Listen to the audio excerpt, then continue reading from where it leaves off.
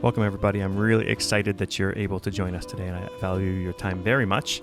I'd like to invite you to become a follower and supporter of the Growing Band Director podcast. You can follow us on social media channels, including Facebook, Instagram, TikTok, and YouTube by going on growingband.com and clicking on any of those to follow us.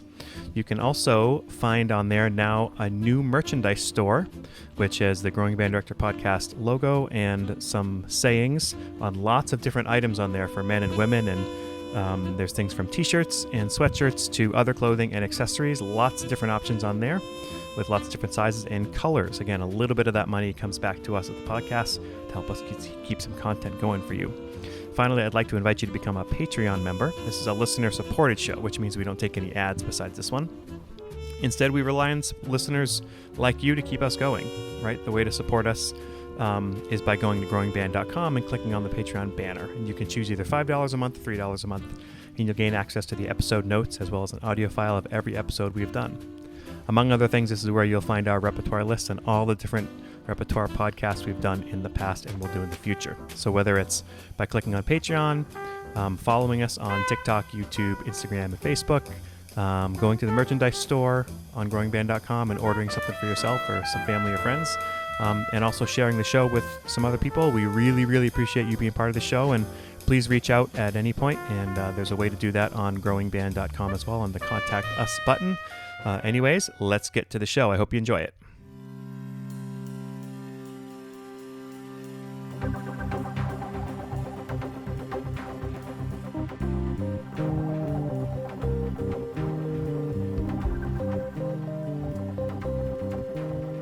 Hey there, everybody, and welcome back to the Growing Band Director podcast. My name is Kyle Smith, and joining me is my friend and colleague, Jeff Smith. Our mission is to share practical advice and explore topics that will help every band director, no matter your experience level, as well as music education students who are working to join us in the coming years. Together, we will discuss many aspects of a well-rounded band program, but most importantly, we will discuss concepts that help us all improve our own programs each and every day.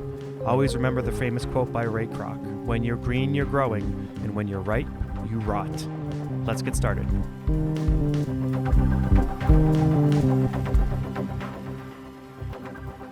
All right, welcome back, everybody, to the Growing Band Director podcast. This is episode 54 with Terry White. Hopefully you heard episode 53 because it was great. Terry, what did we talk about in episode 53? What we just talked about. Well, basically, talk more about me than I, move on from that. No tips. And the, things that band directors can do. Don't be afraid to consult and ask, not necessarily for help, just for ideas. Yeah. I made a comment just yesterday. I was doing some auditions, and I said, a lot of us ride together and we go to festivals or even playing golf, and we talk shop. And a lot of these guys, they already get it. And they're still talking shop. They want to be better at what they do. Mm-hmm. There's no downside to having a conversation. And I remember one time in one of my schools, they were switching to block schedule. And I know that's a big topic for people. And someone had put a bug on my ear how it worked for them just by having a conversation. Now, I couldn't do exactly what that person had done, but it helped me think outside the box. And we were able to schedule the band within that block schedule, so we didn't get clobbered like a lot of schools do. Mm-hmm. And it came about just from conversation. So, and in all your time as a judge, you gave us some keys to making our bands better, the big thing. So people have to go back and listen to that if they want to get all your tidbits on that. So this podcast is going to be about programming and things band directors can do as a writer and arranger. So you have a lot of experience in the marching band, the jazz band, concert band realm, writing. You can make any group sound good, I believe. I have yet to give you a group that you can't make sound good, and some of them pushed it. First, what I wanted to talk about, we're going to talk mainly on the jazz ensemble side of things. If people don't know, is Don Zentz. Don Zentz lives in Jacksonville, Florida. Shout out to Don. And he is, are you guys the same age? Is he a little younger than you? I got to be older. I'm almost 70, so. Okay. You didn't look a day over 60. Yeah, right. And we've had Don up to do a bunch of things. And I know he's sort of a stalwart down in the Florida area. But he's got this list, and we're going to link it to this podcast. So if anybody, go in the description and you'll be able to click on it. And it's basically his recommendations of charts, and it's hundreds of charts of just all these great charts that people can use for their band, and it's an amazing resource. Well, I saw Don for the first time when he did Jazz Allstate here in Maine, and then last year he did a clinic at Midwest. It was fabulous. I mean, it was. What was the clinic on? Teaching style to the kids, what you kids can do. He showed a video of, I think it was an 11-year-old drummer that had listened to Sonny Payne playing with on Shiny Stockings, basically. And the kid had every lick down. I mean, he was kicking the band like there was nobody's business. And it was basically showing you can do this stuff. You know, it's not, but you need to understand the style. Yeah. And he talked about various techniques and charts and literature. It was great. Yeah. And if anybody wants to just search up him on the internet, it's Zentz, Don Zentz, and I think it's probably still available to find even just by searching. But I've gotten so many charts from there, and I think on the list it even says what grade level it is, so you can be like, I'm looking for the grade 2s, or I'm looking for the grade 3s, or whatever. So he's somebody you can steal from. And a lot of times when you're dealing with veteran teachers, there's been a lot of great charts out for a long time, and after a while, sometimes they fall out of print, but they're still around. And younger teachers, it's been my experience, they tend to take the new issues catalogs that come out in the spring, and they pick from that. Well, it's not that they're bad charts, but there's other material that's available to you. And again, talk to somebody that's been around for a while and said, hey, did you know that this was a great chart? And I'll say it on the concert band side of things, Kentucky 1800. How many people don't know Kentucky 1800? Sure. It is one of the best pieces you can ever have for a band. And American River Songs, I know some people don't like the piece, but those pieces, like, you can't lose by that. And those pieces are 20 to 50 years old now. Air for Band, Ballad Air. Yep. I mean, there are younger teachers coming out that never even heard the name Frank Erickson. Yep. And I mean, a side story about those guys. One of the recommendations I was going to make to teachers is get yourself to the Midwest Clinic. I thought I'd been teaching probably 15 years before I ever got there, and I've never had any regrets about doing it. It can be expensive, you're obviously spending some money, but it's the great thing you can do for yourself as a musician. It cleans your head right out. There are some things that you'll see in the exhibits and the concerts, and you'll go to a concert and say, well, my band could never play like that. Well, that's not the purpose. You want to see what students can do. And it raises your standards. Oh, it sure does. You're so used to hearing your kids, and you're like, okay, that's better, that's pretty good. Then you hear a completely different band, you're like, oh, there's a different standard. And I tried to rack my brain last night thinking about this story. Who was with me? I thought it was with Craig Skeffington, but I don't think so. Back when the Midwest was in its previous location at the Hilton, and the exhibit halls were in 3 or 4 different basement arenas. And I remember coming out of there one day, and there was a little coffee shop, and I happened to be walking by with whoever I was with, and I looked in the coffee shop, John Painter, Claire Grunman, Frank Erickson, and Francis Macbeth. You talk about legends. Talking about a Mount Rushmore. Oh, my Lord. And I said, boy, wouldn't you like to be a fly on the wall and just listen to their conversation? And I said, let's go in. And I almost had to drag. I just can't remember who it was. Because the younger composers are all upstairs with the publishers. And to them it was business and so forth. And we walked in and I said, gentlemen, you mind if we could just pull up a chair and sit down and listen? No, come on. Where you from? How's your band? No, I don't want to come talk about me. I want to just listen. Yeah. These guys were legends. They were the nicest people. And it taught me a lesson that someone had told me back in the day.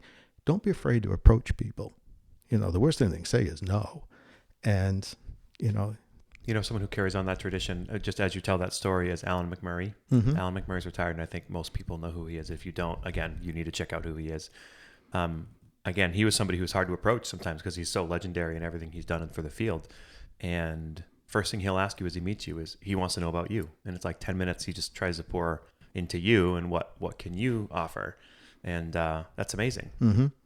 Yeah, I mean, don't be afraid, to go up and approach people.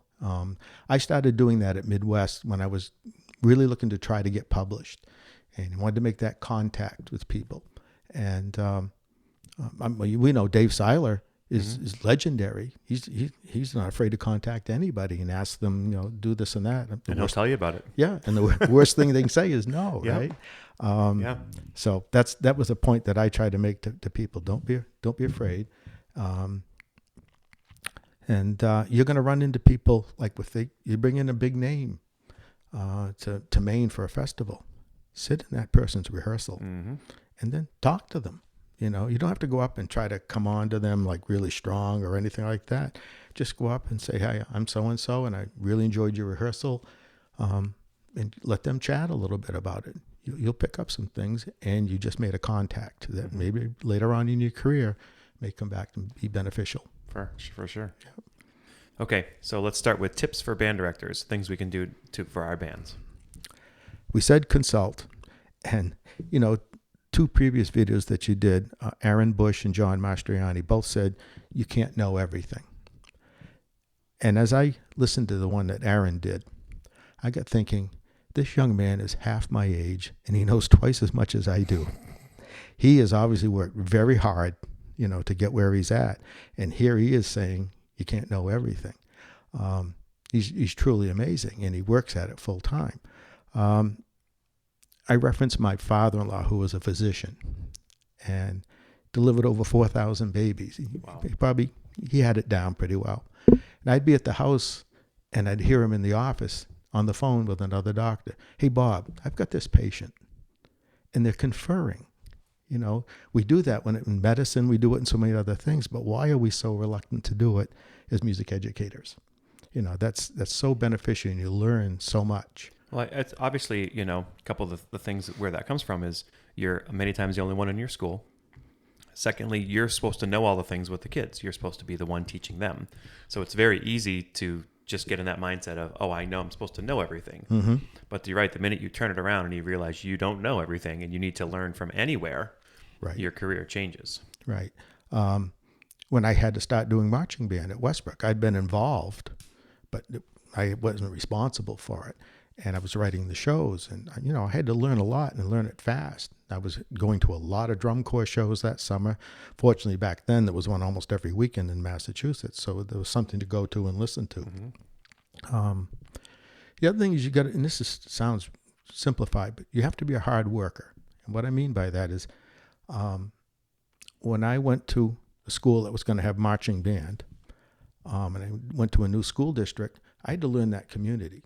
Mm-hmm. And I was there all summer long the first summer. I had to figure out what we had and didn't have to work with. I wanted to find out kids who hadn't been in the program. I basically lived in that community all summer long. And then even after things settled down and we were on a positive roll a couple of years later, marching band season started. You go to band camp, and I'd say to my wife, "I'll see you at Thanksgiving," because you're there. And we also, in that community, was a strong football program, so it was pretty safe bet you were going to the state championship. Mm-hmm. And back then we played for home and away games in addition to the competitions. Wow. So you got to be able to put that kind of time in. And if you're not, you need to redo some evaluation. I will say, because I'm somebody who, I live that. We don't do all the football games, but I still live that. And a couple things I did in my program when I started, we were 5:30 to 8. And I think that probably came from kids who were also doing sports would go after school, and then they would but we didn't really have many crossover kids. Mm-hmm. So a number of years ago, when I had a young family, started having a young family, I said, I can't miss dinner. I said, I basically, whatever we do, if I'm home for dinner every single night, then I feel like I'm staying connected with my family, and I'm not going to take those months away. And we worked hard. And then over that first year, every time I stayed for rehearsal, I was home before 6:00. And so that's allowed me to have these busy falls, but also feel like I'm always sitting and eating with my kids and my wife. The decisions I made to change jobs were all based on my family situation. Before I was married, didn't matter. I could spend all the time I wanted. And when we started having children, and when they were little, it wasn't so bad. And then as they started to go to events, I wanted to go to the Little League games. I wanted to be involved with Boy Scouts. But if you're doing marching band, you're tied up a lot. Mm-hmm. And then, so when I left the marching band situation, I went to a school that only had basketball band. And that was somewhat, better schedule for me. And then at a point where my kids really got into high school and so forth, I took a job that I didn't have any of that. It was the Cape job at middle school. and you're out for Memorial Day weekend or stuff like that. You still had some things you had to do. But they're rare. Right. They were very rare. So you put yourself in a situation, especially if you have a family. You do a lot of balancing, and you don't want to sacrifice your job and your career because your family situation is dominating what you want. You got to find that balance. Right. And in the end, I would advise always do what your wife tells you. Right? So if you're questioning, am I doing too much and family suffering, I would always say yes, and then find a way to. And you're right, either change jobs or change your job so that you can be a good parent. Right. And also a good teacher that way. You're fortunate because your wife's a music educator. Mine's a civilian. She's a non-musician, and she's a science major. And when we were first married, I'm writing. I'm doing a lot of writing, and I would try to plan my day so that in my spare time, when it wasn't family time, I would do the brain thinking stuff, and at night copying parts because this finale hadn't quite come out yet, and copying by hand. So she would refer to it as doing dots. And I'd have an artist board, and I'd sit in the living room with her watching TV, and I could just do the no-brainer work and still do the family stuff. Now I just do it with a laptop. I try to keep the same thing. Don't take away from the family time and be out in my office doing it when, So we need to consult with other band directors. You need to work hard. Get a decent foundation in harmony. One of the first things I would do when I would interview or look at prospective candidates for jobs in our program, I'd look at the transcript. Gee, C in harmony. Would you want a mechanic working on your car that didn't know anything about metric tools or anything like that? I know how to turn a wrench. I may have the wrong wrench, but no, you don't have to be into harmony so much that you want to be a writer, but you ought to be able to know what a B flat triad is when you see it, because it's going to create some intonation issues and so forth on certain instruments. And it's not just the chord that's on the paper. You really need to have some, background in harmony. I would really encourage that. A lot of music educators are really great on all the instruments, which I wasn't. I was barely functional on the instrument I was supposed to play. I knew how they worked. I knew fingerings and I knew tendencies. But if you put one in my hand, it's pretty sketchy. And some are wonderful players on all of those, and they do a great job of teaching the instrument to the kids. But when you put a score in front of them, it's like in a foreign language. One of the things I love to do is take music at the much easier level, and how quickly can I analyze it? How quickly can I label the harmonies and all that stuff? And that's good when you're teaching your kids easy music too, because then you can practice that. At the high school level, for many years, there were a lot of great charts available. Creative World publications, which were Stan Kenton charts, Maynard Ferguson charts, Les Hooper. A lot of those charts that I think Sierra probably has now didn't come with a full score. See, if you want to be successful, you're going to make a full score. Now, you don't have to have great manuscript, but also that'll enable you to really learn what's in that chart. And I would do that for several of my charts. In fact, Phil Wood's chart on Randy is a beautiful chart, but it's tough to rehearse if you don't have a full score. So I made a full score. And for any directors that would like that, just give me a shout. I'll be glad to email it to you, because it's worth having. And it's frustrating when you're, okay, who has, third trombone? What do you have in that measure? Well, I'm not playing in that measure. And it's really tough. It wastes a lot of time doing that. But that's how you learn scores. There were some concert band scores similar to that. There's less and less of it now, but they would have the condensed, right? We used to refer to it as the Sears and Roebuck score. Let's see. Okay, so harmony. We talked earlier in the previous episode about look at literature from previous decades. There's a lot of great literature out there that. And keep lists of that literature. Just have it somewhere, and Sure. just all the stuff you like, keep it down somewhere. So then when you're looking for charts, you have pages and pages and pages of charts and writers that you like. And you don't necessarily have to buy the chart. And if you can't find one of the older charts online, like today, everything's pretty much online. The scores, sound and score thing is fabulous. Yeah. But send out an email, a blanket email to people. I'm interested in looking at this piece. Do you have this in your library? You have a very extensive library, I'm sure, as does Cape and South Portland. Somebody's willing to loan you the score so you can at least check it out in person. I mean, back in that day, we used to get the flimsy little plastic, demo recording that you had to put on your turntable and put a quarter on it so it wouldn't slip around. And then we really gravitated to cassette tapes. That's how. And then it was typical of publishers, though. They would give you only a part of the arrangement. And they would tell you it's because you're saving money. No, it's because they cut out just before you went to the key of G flat. And people, they'll never buy this, So, yeah, today there are so many advantages, which is great. It's the technology thing is really fabulous for young band directors. And we're going to get into a lot of writers you like and charts suggestions. So hopefully people have their pencils and pens ready. Okay, after harmony, what else? One of the things that I found as an early teacher, I didn't know much about percussion. So when I was working on my master's degree, I took graduate credit in percussion. My advisor happened to be the percussion teacher at UNH. So I had to learn because I wanted to stay ahead of my kids, and it also helped on behavior and things like that. If they know you don't know anything about percussion, they own you, and I would learn about all the different instruments, go through the Haskell Hardbook and learn rudiments and things like that. So I could basically smoke them at any point in time in 7th and 8th grade. Yeah. And so that gave me a little bit more respect for the kids. And did that translate to the rhythm section as well? Oh, absolutely. Be able to play the guitar voicings, be able to play the piano voicings, the bass lines. Guitar, I'm still fairly weak on. I could sit down and play ding-ding-a-ding on a drum set for a while anyway. Bass, I had to learn to teach. And it's not that hard. No. Get the bass book and stay one page ahead of the kid. Can I tell you my top secret? Okay, so we all do B flat blues. So to me, the easiest thing you can do is have them, if they just learn B flat, E flat, and F all on the first fret, right? And then they just play whole notes, followed by half notes, followed by quarter notes without moving.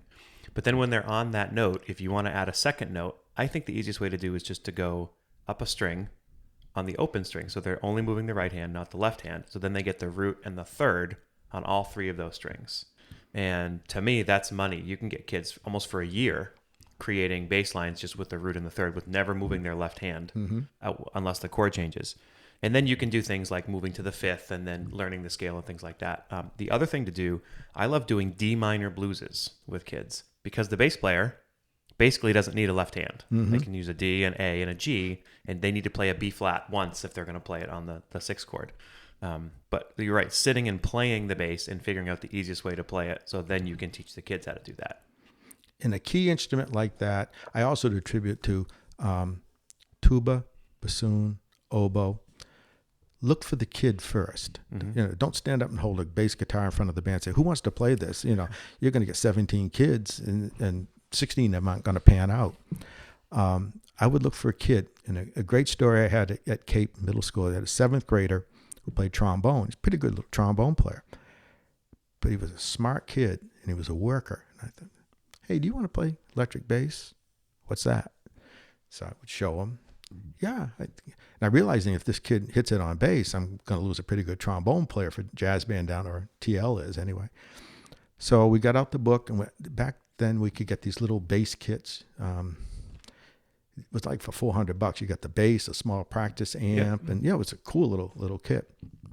So we scrounged up the money somewhere, bought one of those, and sat right down. And okay, this week you're going to do open position. And we did all of that. And so I remember Michelle Snow was teaching chorus at the time, and she came in, and here's this cute little kid, doom, doom, doom, doom, doom, doom, doing all of that stuff. And I said, okay, we'll see you next week, and then we'll move on.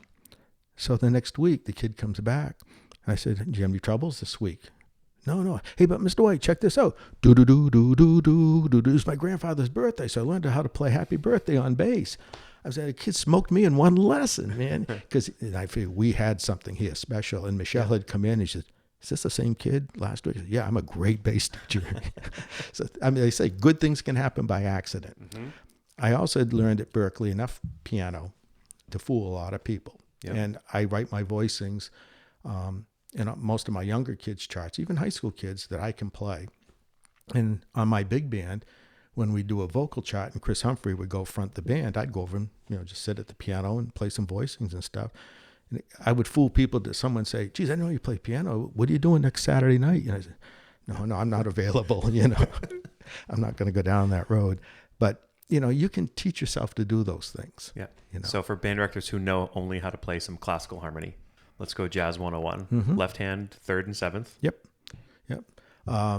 One of the things that I would, when Don Doan would write an arrangement, he was a very basic arranger. So if you had a chart where the root of a C7th chord was in the melody, Don would write G and E and, B flat, and it would, sound just like that. I said, Don, don't write the G, write A in there, put the 13th in. And sometimes you can add the flat 9. He said, wow, that sounds so hip. Mm-hmm. I said, yeah, that's all you got to do is change a few of those notes. When you hear sometimes, especially at the high school level, and they're playing a great chart, but it's a pro level chart, so the piano player only has changes. And let's say it's a blues in C. Well, it might have C7, F7, G7, and the kid's over there playing C triad, F triad. Mm-hmm. It sounds like Jerry Lee Lewis, in Great Balls of Fire, yeah, but we're playing Oliver Nelson here, know? So if you're not sure what to do, get a hold of somebody. If someone said, gee, can you write out some blues voicings? Jeff Priest is notorious for that. Call me at 11 o'clock one day and say, hey, when you get a chance, can you write me out some piano voicings for blues in B flat? By the time he hung up the phone, he had it in his email because I've got that all written on my computer. Right. And, why reinvent the wheel? So I want to mention the Frank Mantooth miracle voicing. Mm-hmm. Is that okay? Sure. So third and seventh in the left hand. Let's say we're in B flat. So D and A flat. And then the right hand is the C. And it goes up and forth. So C, F, B flat. Mm-hmm. And then, so with that, you have the third and the seventh in the left hand. And if the kid improvises in the right hand, they have the important notes. Right. But when they add the right hand, the C is the ninth, the F is the fifth, and the B flat is the root on top. All right. So, but why it's a miracle is because then when you go to the E flat chord, hope everybody stays with me, you go down a half step in the left hand because the D goes to a D flat and then the A flat goes to the G. Right. But now you're playing the seventh, the third, the 13th, the ninth, and the fifth, and you sound like this amazing piano player. Yeah. But all you've done is move the left hand. And then when you go to the F chord, you have to go up a half step in the left hand and move the right hand up a whole step. But if you can do that, like that's 90% of what you need to do on a blues, because then you could even say, I want to do the third and the seventh only. Then I want to do the third and the seventh and add just the thumb. Right, so you can do like a 5-note voicing or a 2-note voicing or a 4-note voicing and move it around. So that I hope if that went over people's heads, rewind and go do that at a piano, because when Mark LaForce taught me that back in 2004, I had kids playing root position dominant 7th chords. Mm-hmm. It's like, wait a minute, I can play 3rd and 7th and then just move down a half step rather than scooting up a 4th and then, or up a half step, and that moves around the circle. Well, and not to criticize certain publishers, but the piano part almost seems like an afterthought sometimes when you're dealing with kids who don't know changes. So they write out these voicings. So you'll get like one piano part, it's got 5-note voicings. Oscar Peterson couldn't play these voicings if he had to. It's not going to work. And they're too cluttered together. Yep. And then you'll see another publisher that will write just in treble clef, and it might be a G minor 7 chord, but they're only going to give you 3 notes. So they're going to give you B flat, D, and F. That's not G minor 7, it's B flat triad. Yep.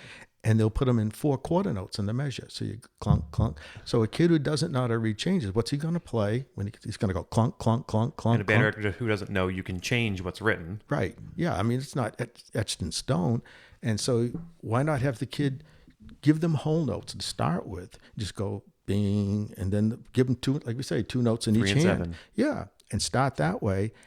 Say whole notes at first. And then after a while, you say to the kid, I want you to play it again, but I don't want you to play on beat 1. Mm-hmm. Get them off beat 1 and add your own rhythms. I mean, you're going to be working on this chart for several weeks or months. So it's a work in progress type thing. When in doubt, 3-7-9 will get you through. Sure. And even better, don't play. Yep. There's places you don't want to play. My wife always said, who'd want to be a piano player in a big band? You can't hear them. I said, yes, you can, if they play in the right places. Mm-hmm. They're there to back up soloists. I mean, look at Basie. I mean, you talk about a minimalist piano player, but every note he ever played was a gem. And one thing that I've heard piano teachers teach too, if you have a kid playing just 3-7-9 in the left hand or 3-7, if you want to do a right hand as well, but it's too confusing, they can literally just double the same thing. So left hand and right hand are the same notes up an octave. Sure. And all of a sudden it gets like this blocky chord kind of sound, and kind of sounds fuller when it's not any harder. And if you have a decent piano player and a decent guitar player, make sure they don't comp together. Mm-hmm. Because no two people are going to comp the same rhythms. Unless one is doing quarter notes. Like right. If you're playing Freddie Green style or something like that, which is also not as hard on the guitar as people think. Right. Just go on YouTube and look it up. There's a bunch of great videos. Even I can do it. So that's one of the most common things we say at festivals. You go in and the rhythm section, she's got so much going on behind a soloist. It's okay. Why don't you have the guitar player comp behind the tenor solo, and then the piano player comp behind the alto solo, and just back and forth. That way you kind of cull out all the different harmonic things that are going in to make it. Other things that directors do, especially if you're doing improvisation, and I deal with this at festivals a lot. I really, if at all possible, I like to have the soloist come down front and by the rhythm section. When you think about it, once you get to that point in the chart, you have a combo. Mm-hmm. I mean, they may be playing backgrounds in the rest of the band, but in essence, would you have a combo set up with the soloist 15 feet away from the rhythm section? Right. And you wouldn't do that, of course. And then at a festival, you want to give lots of kids the opportunity to solo, especially if they can really do that. So I try to set up 2 microphones. Mm-hmm. And if you set it up so and you have to take the time in rehearsal to say to the kid, when you come down, you use this microphone, and when you finish, turn left and go this way. Back. And then that way you don't have this collision of kids, or a kid not getting to the mic and he's halfway through his solo. He's going to get one chorus of blues and he can only get about 6 bars out. You have to take that kind of time to organize that. And then then the music still becomes the priority, not the show that's going on, or they're going to crash into each other and all of that. But put the soloist by the rhythm section. One of the things I also like to do with younger improvisers is I tell the rhythm section, when we get to the solo section, be more active. Like purposely play more on the snare drum, be more active as a rhythm section. It gives the soloists ideas, and it makes it more interesting, because how many bands do you listen to where like the chart is really good, the solo section is like, okay, down here, and then we go back, because the kids just aren't as good improvisers. Right. But if the rhythm section is more active, it at least makes it more interesting. And then when the soloists get better, then they can take the back seat and follow the soloist. Right. That's the other reason why you want to put the soloist with the rhythm section, just the confidence factor that you're not out there by yourself.